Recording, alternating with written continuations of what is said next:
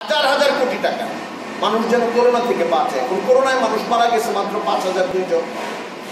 রেশিওটা বা হারটা হলো করোনায় যা মারা যাচ্ছে তার থেকে 3 গুণ 4 গুণ বেশি মারা যাচ্ছে মানুষ আত্মহত্যা করে, মন খারাপ করে।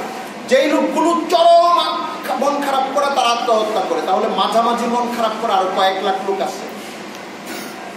প্রাথমিকভাবে মন খারাপ করা, আমল ভালো লাগে না, উপার্জন ভালো লাগে না, ঘর সংসার ভালো লাগে না, বাচ্চাকে দেখলে বাবার ভালো লাগে না, বাচ্চার বাবাকে দেখলে ভালো লাগে না, এরকম কোটিখানিক লোক বাংলাদেশে আছে। এরা বেশিরভাগ মুসলমান।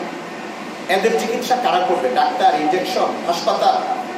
এদের চিকিৎসা করবে আলেম। কোন আলেম? যারা যোগ্য, যারা কোরআন পড়ে, হাদিস পড়ে।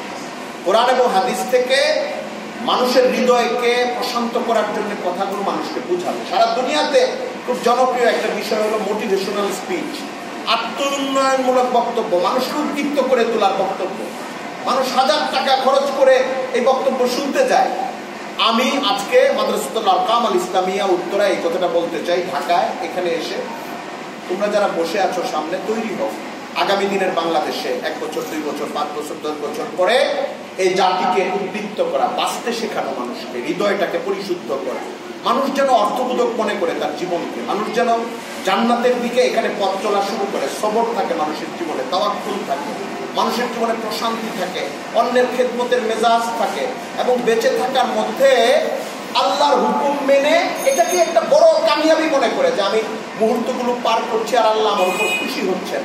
তার জীবনে কিছু অর্থ লাগিয়ে দেওয়া, জীবনের মধ্যে কিছু ইফাদা দিয়ে দেওয়া, তার নিজের জীবনটা সমাজের জন্য মুফিদ হয়ে যায় এমন শিক্ষা তাকে দিয়ে দেওয়া। এটার জন্য যোগ্য আলেম আমাদের দরকার। ভালো শিখতে হবে, ভালো আমল করতে হবে, ভালোভাবে ব্যক্ত করতে পারতে হবে। এই জন্য আমি এই কথাটা বলি। গতকাল গিয়েছে আন্তর্জাতিক মাতৃভাষা দিবস। ভাষা আল্লাহর দান। ভাষা মানে ভাষার একটা অন্তর্নিহিত অর্থ আছে, এটা কি? ব্যক্ত করতে পারে। ভাষা যার নাই, পশু পাখি বলি যে তার মনের কথাটা সে ব্যক্ত করতে পারে না আমাদের কাছে। আর মানুষ কি? মানুষ তার মনের কথাটা ব্যক্ত করতে পারে। এটাকে অনেক সুন্দরভাবে পারতে হবে। যারা দায়ী হবে, যারা আলেম হবে, তোমরা যারা মাদ্রাসাতুল আরকাম আল ইসলামিয়ায় পড়ছো, আমি দূর থেকে কাছ থেকে নানাভাবে জানি এখানকার রাস্তাতে জায়গাটা খুব শ্রম দিচ্ছে। বিশেষ করে এখানকার মুদির, যিনি আন্তর্জাতিকভাবে অনেক অভিজ্ঞতা তার ইলমি বিষয়ে, তালিমি বিষয়ে, তাদরিস বিষয়ে, নাহাজ, নেসাব এই বিষয়ে তোমাদের পেছনে সময় দিচ্ছে। আজকে তোমরা যে দ্বিধাগ্রস্ততা টুকটাক প্রকাশ করেছো, কথা বলতে গিয়ে একটু দেরি হয়েছে, দেখো আমি আমার অভিজ্ঞতা থেকে বলছি, এটা খুব স্বাভাবিক। আমিও এতটুকু পারি নাই, হাতে ওইটা নিতে পারি নাই। আমাকে বলতে বলা হয়েছে মসজিদে দাঁড়িয়ে, আমার মনে আছে, তুমি বলো, আমি কেঁদে দিচ্ছি, কাচুমাচু হয়ে যাচ্ছি, কথাই মুখ দিয়ে বের হচ্ছে না। এই জন্য আজকে যে ছেলেটা কম বলতে পেরেছে তাকে আমার চেয়ে সফল মনে করেছে। কারোর এটা মনে করার কোনো কারণ নাই আমি সুন্দর করে বলতে পারবো না। প্রত্যেকটা ছেলে তোমরা পারো, অনেক সুন্দর করে বলতে পারবে। এই দেশে হাজার হাজার মানুষ উন্মুখ হয়ে থাকবে তোমার কথা শোনার জন্য। এটা তুমি পারবা। আত্মবিশ্বাস জাগ্রত করো মনের মধ্যে, এবং উস্তাদরা যে তামরিনটা করান এটাকে খুব ইজি ভাবে গ্রহণ করো, খুব স্বাভাবিকভাবে গ্রহণ করো। যে আমি বলতে শুরু করি, বাক্য আটকে যাবে, ঠিক আছে, যেখানে আটকে যাবে ওখানে আটকে যাবে, আমি সামনে বলতে থাকি। কিছু ভুল হয়ে যাবে, ভুল হয়ে যাবে, আমি তারপরে বলতে থাকি, বলা হয়ে যাবে ইনশাল্লাহ। এই জন্য আমি আবারও বলছি, এখন থেকে সময়টাকে কাজে লাগিয়ে এলেম হাসিল করা, কোরআন হাদিস ভালো করে শিখতে হবে, ফিকহ ভালো করে শিখতে হবে, ইসলাম ভালো করে জানতে হবে। তুমি না জানলে পারবা না। 2 আমল করতে হবে। এমন পণ্ডিত আমরা হইলাম যে আমল নাই আমার মধ্যে, দিন ইসলামের আমলটা নাই, তাহলে মানুষকে আমি কিভাবে উদ্দীপ্ত করব? 3 মানুষের কাছে ইসলামকে উপস্থাপন করার যোগ্য হতে হবে। আন্তর্জাতিকভাবে অনেক মানুষ এই কাজ এখন করছে, আমাদের দেশে অনেক আলেম করছে, অনেকভাবে করছে। তোমাদের তৈরি হতে হবে অনেক বেশি শিক্ষিত পদ্ধতি। এখন মাঠে ময়দানের মাহফিলে অনেকে কথা বলছেন, আমি কাউকে ছোট করছি না, তাদের দ্বারা তাদের খেদমত হচ্ছে। কিন্তু এই বাংলাদেশে বিশাল একটা অডিয়েন্স, শ্রোতা শ্রেণী হলো শিক্ষিত মানুষ। এই উত্তরায় যদি তুমি খুঁজো, কয়েক লাখ মানুষ আছে যে মাহফিলে যায় না কখন। ওই মানুষটা মহল্লার একটা ক্লাবে বসে, একটা মাঠে বসে, একটা ক্যাফেতে বসে, মসজিদে জুমার দিন খুব অল্প সময়ের জন্য আসে। তাদেরকে খুব সুন্দর ভঙ্গিতে জীবনকে উজ্জীবিত করার জন্য দিনের আলোকে কথা বলার মতো আমাদের এখন হাজার হাজার স্পিকার দরকার, স্পোকম্যান দরকার, হাজার হাজার খতিব দরকার আগামী দিনের জন্য, মানুষকে বাঁচিয়ে তোলার জন্য। আমরা দেখছি করোনায় যারা মারা যাচ্ছে তার চেয়ে 4 গুণ মানুষ মারা যাচ্ছে এই দেশে হতাশার কারণে, মানুষ দুশ্চিন্তাগ্রস্ততার কারণে।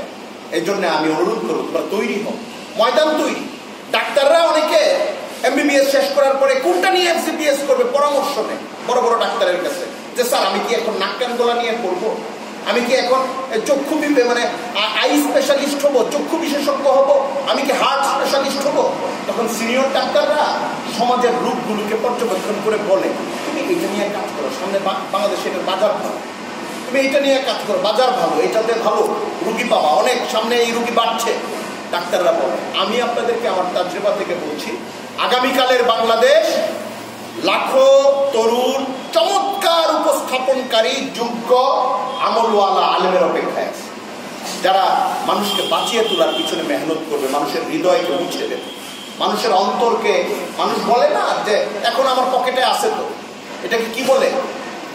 করোনার জন্য অনেকের পকেটেই থাকে, আমার পকেটে থাকে, হ্যাঁ, স্যানিটাইজার। আলেমরা স্যানিটাইজ করবে মানুষের হৃদয়, এই স্যানিটাইজার দিয়ে করবে না, তারা কোরআন এবং হাদিস দিয়ে করবে। মানুষের যে মনটা বিষণ্ণ ছিল, যার মনে হয়েছিল আগামীকাল আমি মরে যাব, পৃথিবী থেকে চলে যাব, এসার পরে একজন আলেমের কাছে বসবে, চুলগুলো উস্কো খুস্কো থাকবে, চোখগুলো লাল থাকবে, একজন আলেম তার হৃদয়ের মধ্যে কোরআন এবং হাদিসের উদ্দীপনা ধর্মী কথাগুলো বলে দেবেন। ওই লোকটা রাত্রে ঘুমাতে যাবে আল্লাহর নাম নিয়ে এবং সামনের দিন সুন্দরভাবে বাঁচার নিয়ত করবে। আমরা কি ইনশাআল্লাহ এটার জন্য তৈরি হব না? তখন আমরা ভালো দায়ী হব, ভালো আলেম হব, এই জাতির খুব উন্নত সেবকে পরিণত হব। আল্লাহ তাআলা আমাদেরকে কবুল করুন। এখন আর তোমাদের সময় আমরা নিতে চাই না। এখন যেভাবে ছুটাছুটি করো, মাগরিব পর্যন্ত সময়টা যেভাবে কাটানো দরকার, যেভাবে কাটালে মাগরিবের পরে লেখাপড়া করতে ভালো লাগবে, তোমরা চলে যাও। ওয়া আখিরু দাওয়ানা আলহামদুলিল্লাহি রাব্বিল আলামিন।